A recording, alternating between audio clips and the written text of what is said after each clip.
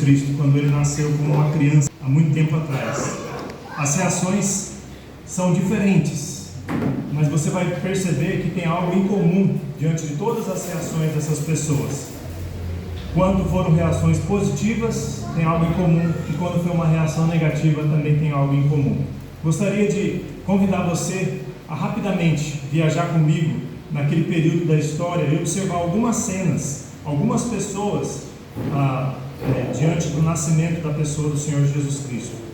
Se você olhar na história de José e Maria, aquele casal que estava ainda no período de noivado e que recebeu então a promessa vinda de um anjo, o anjo Gabriel, de que eles seriam os pais de Jesus. Ela seria a progenitora do menino Jesus e ele seria o pai adotivo de Jesus.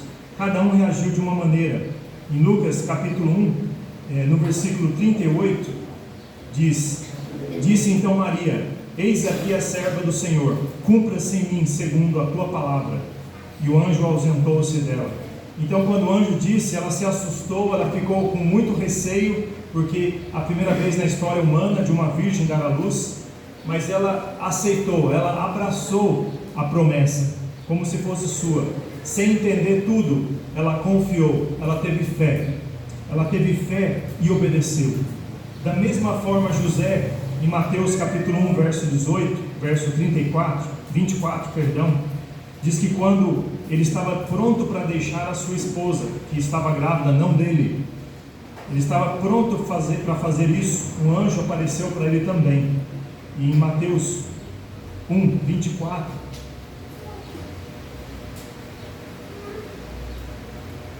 e José, despertando do sono, fez como o anjo do Senhor lhe ordenara e recebeu a sua mulher.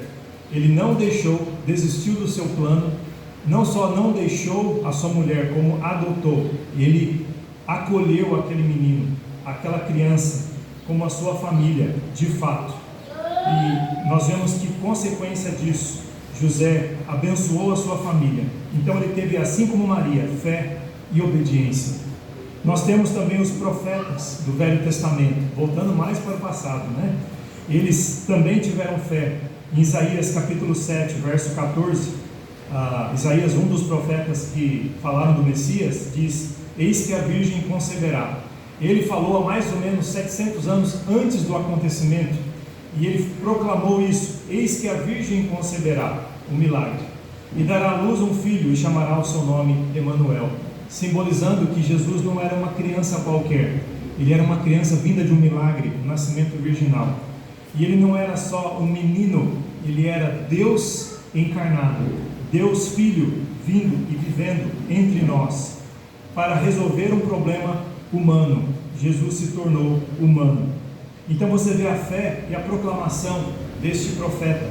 Também os pastores, quando ouviram do nascimento de Jesus, enquanto estavam nas noites, numa noite agradável de primavera no Oriente, cuidando do seu rebanho, eles viram lá então um anjo que chegou e falou com eles do nascimento do Messias. Em Lucas capítulo 2, verso 17,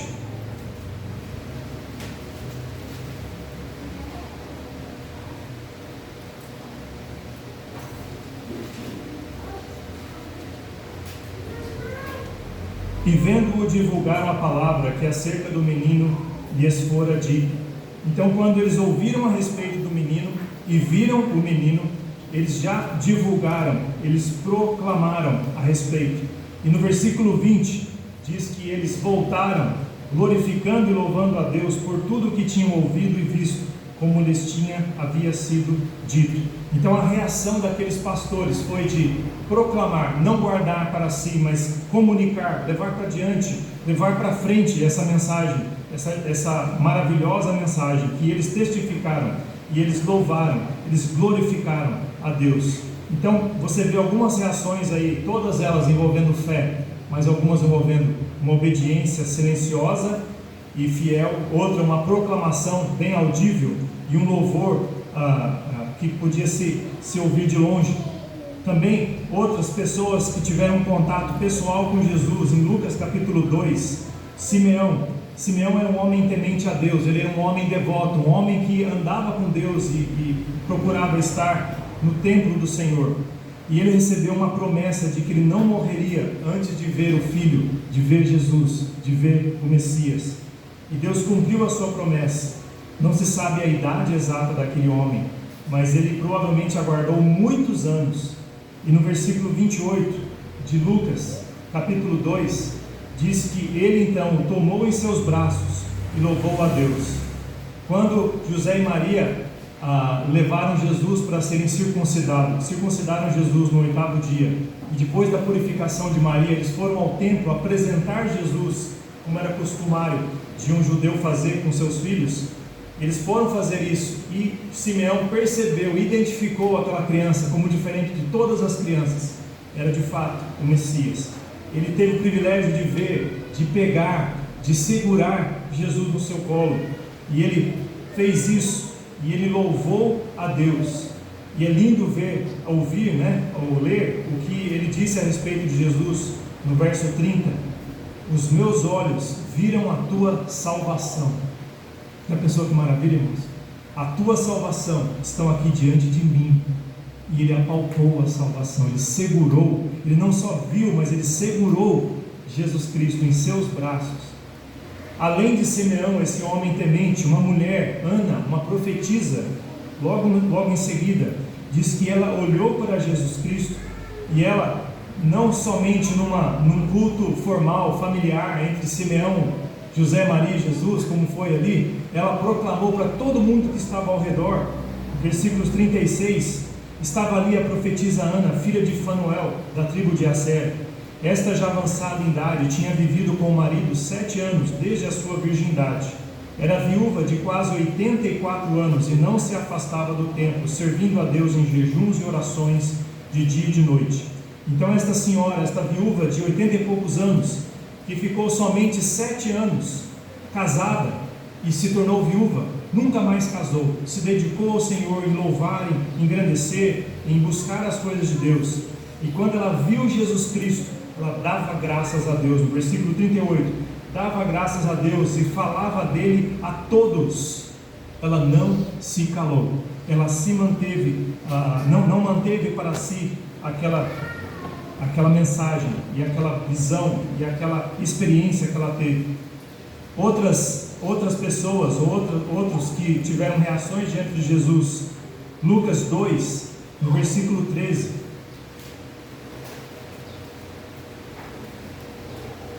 quando os anjos anunciaram, não só o anjo Gabriel anunciou para José e Maria do nascimento de Jesus, o anjo também anunciou para os pastores.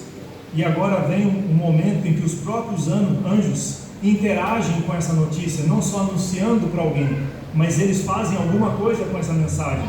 Olha o versículo 13: e no mesmo instante apareceu o anjo com uma multidão dos exércitos celestiais, louvando a Deus e dizendo: glória a Deus nas alturas, paz na terra, boa vontade para com os homens. Você imagina um coral celestial? Não era um coral de 10, era uma multidão dos exércitos celestiais, anjos, que a existência deles é louvarem e servirem a Deus. Eles se ocupam disso o tempo todo, então eles nem precisam de ensaio. Nós sabemos, no coral como esse que nós tivemos, foi difícil encaixar horários, para termos ensaio, e glória a Deus, foi muito lindo, amém, irmãos? Agora os anjos, eles fazem isso todo o tempo, e eles lá do céu não se conteram, eles louvaram a Deus e cantaram, como foi o último hino agora: glória a Deus nas alturas, paz na terra, boa vontade para com os homens.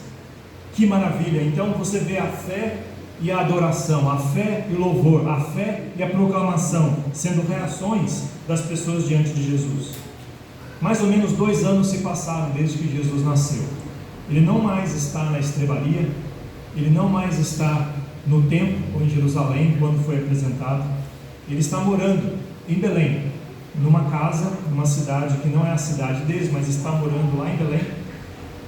E alguns homens do Oriente vieram para visitar Jesus, uma viagem longa, uma viagem cansativa, mas esses homens não eram homens comuns, eles eram magos. A Bíblia não fala que eles eram reis. Em nenhum lugar fala que eles eram reis. E nem falam que eram 3. Alguns dizem que eram reis por causa da preciosidade dos presentes que eles tinham. Eles falam que eram reis, né? Mas não falam nada a respeito da majestade, da realeza deles. Alguns falam que eram 3 por causa dos 3 presentes, mas pode ser que eram 50 homens trazendo 3 tipos de presentes, né? O fato é que eram mais de 2, e o fato é que eram homens que se sacrificaram ou trouxeram coisas valiosíssimas numa viagem sacrificial. Em Mateus 2, versículo 11, diz, Mateus 2:11, diz que estes homens, após chegarem num local e perguntarem para Herodes onde nasceria o rei dos judeus, Herodes não sabia, e Herodes então consulta os estudiosos, os que tinham as escrituras ali na frente deles, onde as profecias indicavam, e então ele indica o local, e quando os magos vão nesse local, aí chega nesse versículo aqui: e entrando na casa, acharam um menino com Maria sua mãe, e prostrando-se o adoraram. Abrindo seus tesouros, ofertaram-lhe dádivas, ouro, incenso e mirra. Estes homens finalmente chegaram ao seu destino final. Eles finalmente alcançaram o ponto máximo, o ápice da sua viagem cansativa, e eles entregaram a encomenda a quem merecia, Jesus Cristo. Se você sabe como que é estar responsável em entregar uma encomenda que não te pertence, é uma responsabilidade muito grande. Você sabe que está carregando uma carga valiosa que não é sua e que deve chegar a um destino, deve chegar nas mãos de alguém. Eles não cansaram até chegarem ali. Interessante que quando eles chegaram na casa, não mais na estrebaria, José não estava presente, e não era mais um bebê, era um menino, como acabamos de falar. E como sabemos que era um menino de cerca de 2 anos, porque Herodes mandou matar depois todas as crianças até 2 anos, ele fez um cálculo e descobriu, para não errar, para eliminar Jesus, tinha que ser daquela idade para baixo. Então quando eles chegaram, eles acharam o menino com Maria, e não acharam Maria com o menino. Interessante a ordem deles, eles estavam dispostos a adorar quem merecia adoração, não era Maria, era o menino. Eles acharam o menino com Maria e prostrando-se, adoraram a ele, o menino. Foi a ele que eles adoraram, e deram a ele os presentes, ouro, incenso e mirra. Provavelmente com esse dinheiro, Jesus Cristo teve condições, a família de Jesus, uma família pobre, simples, teve condições de custear a grande viagem de fuga, de serem refugiados no Egito, por motivo da perseguição de Herodes. Mas você vê que esses homens reagiram a Jesus Cristo de uma outra maneira. Eles tiveram fé para suportar uma viagem cansativa, arriscada, perigosa, e eles tiveram adoração, eles adoraram com presentes valiosíssimos, deram o seu melhor. Eu imagino quanta concorrência aqueles homens tiveram ao longo da viagem: sede, fome, desânimo, vontade de desistir. Eles tinham um GPS da época, para eles era, sabe o que? Uma estrela. Era um GPS celestial. Então eles se guiavam por uma estrela que conduzia eles naquela direção. Opa, estou indo para o lugar certo. E eles tiveram a orientação de um rei falso, um rei invejoso. E eles não perceberam a inveja desse rei, seguiram a orientação, mas depois Deus revelou para eles não voltarem por aquele caminho, voltarem por um outro. Deus cuidou de todos os detalhes e Deus ia proteger de volta. Missão cumprida, esses homens fizeram. Eles reagiram com adoração. Agora eu quero mostrar a última reação aqui dessa noite. Mateus 2, versículo 3. Mateus 2, 3.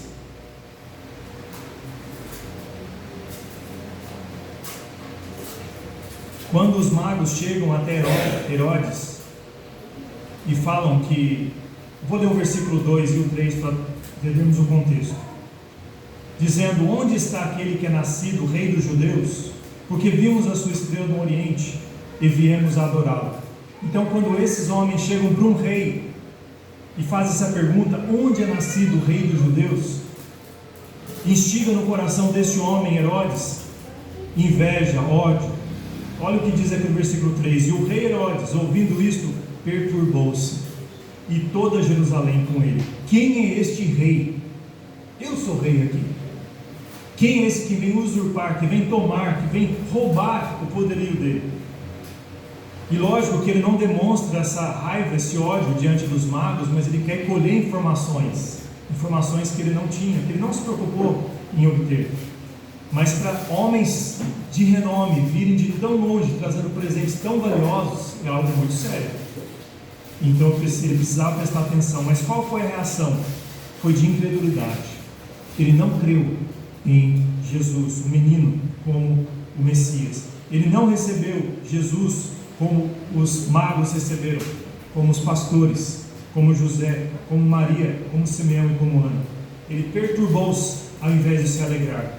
Ele não recebeu como os anjos que se alegraram e exaltaram e louvaram, mas ele perturbou-se. No versículo 13, leamos juntos: e tendo ele se retirado, eis que o anjo do Senhor apareceu a José num sonho, dizendo: levanta-te, toma o menino e sua mãe, e foge para o Egito, e demora-te lá até que eu te diga, porque Herodes há de procurar o menino para o matar. José foi guiado novamente por Deus, agora para salvar a sua família. Dá para ver como esse homem, José, que é um homem chave na vida de Jesus, na vida de Maria, ele foi o líder que essa família precisava, que tomou a decisão que precisava ser tomada. E mesmo que ele não tinha recurso financeiro, Deus trouxe de outros povos para salvar outros povos. Ele trouxe recursos de outros povos para custear uma viagem. Irmãos, Deus, quando Deus está no controle, Ele traz recursos até de onde você nem imagina. Deus cuida, Deus provê. Porque Herodes queria matar Jesus, mas os planos de Deus não são frustrados pelos esquemas, as armadilhas humanas. Herodes não quis. E quando Herodes morreu, aí então Deus falou para José e Maria: pode voltar, que agora os que querem matar não estão mais. E a última coisa, e a última pergunta que eu gostaria de concluir aqui: qual que é a sua reação diante de Jesus? Você pode falar: ah, pastor, com certeza eu louvo a Deus, eu acabei de louvar aqui, eu faço parte do coral, eu vim aqui para louvar a Deus. Aí eu creio que Jesus Cristo realmente é o menino que veio nos salvar, Ele é o nosso Salvador. Aí eu quero adorar Jesus, eu quero entregar minha vida, meus recursos, o meu tempo, o meu talento para Jesus Cristo, Ele merece. Ou será que Jesus Cristo é um concorrente no seu coração? Herodes tinha um ídolo que era ele mesmo. Ele tinha outras prioridades que ocupavam o lugar de Jesus. Enquanto os magos deixaram tudo e trouxeram o melhor para Jesus, Herodes, ele não quis abandonar o seu eu, ele quis eliminar a Jesus. Pastor, eu não sou como Herodes, mas quando você ouve que Jesus veio para salvar você dos seus pecados, você fica perturbado. Ah, mas eu não preciso disso, eu não sou pecador, eu não sou tão pecador quanto fulano. Jesus Cristo veio justamente porque você precisa de salvação, porque eu preciso, porque sem Jesus você e eu estaremos perdidos. Se Jesus é o seu Salvador, teu Salvador, você pode e deve reagir com fé, adoração, obediência, louvor e proclamação. Mas se Jesus Cristo causa em você aquele sentimento de incômodo, para de falar nisso, pastor. Que essa mensagem, eu não gosto de ouvir esse negócio de que eu sou pecador. Eu sou o rei do meu próprio coração, eu sou o dono da minha vida. Eu não preciso de outro rei na minha vida. Só há um rei, só há espaço para um, e ele é Jesus. Ele é o rei da sua vida, ele é o salvador da sua vida. João 1, 11, 12. Leamos juntos, está aqui na tela. Veio para o que era seu, e os seus não receberam. Mas a todos quantos o receberam, deu-lhes o poder de serem feitos filhos de Deus, aos que creem no seu nome. Ele veio para os judeus, e muitos não receberam Jesus. Um deles era Herodes, e muitos outros. Mas vários receberam Jesus pela fé, entendendo que são pecadores. Você recebe Jesus pela fé como esse que João acabou de falar, crendo que Jesus é o Filho de Deus. Se você assim o faz, você faz parte da família de Deus, e você se une a nós, adorando a Jesus. Feche os seus olhos, abaixe a sua cabeça nesse momento. Você está aqui e nunca se arrependeu dos seus pecados. Talvez você fale, eu não preciso, eu não sou pecador, não sou tão pecador. Talvez você, como Herodes, está falando, eu não quero isso. Essa mensagem, esse tipo de mensagem te perturba, porque mexe lá na raiz do problema. O que você vai fazer com isso? Se arrepender e crer? E adorar e obedecer? Ou você vai rejeitar? E não só rejeitar, mas você vai ficar irado e vai contra aqueles que pregam isso. Se arrependa e receba Jesus, como os pastores, como Simeão e Ana, como José, como Maria, e louve a Jesus como os anjos do céu. Se você nunca se arrependeu e creu em Jesus como seu Salvador, você pode falar comigo após o culto, e eu tenho o prazer de te orientar em como se tornar filho de Deus, se você precisa de mais respostas. Se você já é filho de Deus, entende que precisa viver uma vida de mais demonstração dessa fé, adoração, dedicação, Deus em primeiro lugar, sem concorrentes, eu vou orar por você também. Senhor, obrigado pela tua palavra santa, pelo nascimento do teu Filho, o nosso Salvador, que fez diferença lá no passado e faz até hoje, e vai fazer diferença em todo aquele que crê, transformando, ó Pai, de um morto nos pecados, em um filho do Senhor, herdeiro, ó Pai, de todas as promessas que o Senhor veio reservar em Cristo Jesus. Que essa noite de Natal, em que celebramos isso, venha ser uma noite especial, em que Jesus nasça de fato no coração, como o único Rei, para toda a eternidade. Em nome de Jesus. Amém. Amém, meus irmãos. Nós vamos estar tendo mais um hino, e os avisos e uma oração final, e todos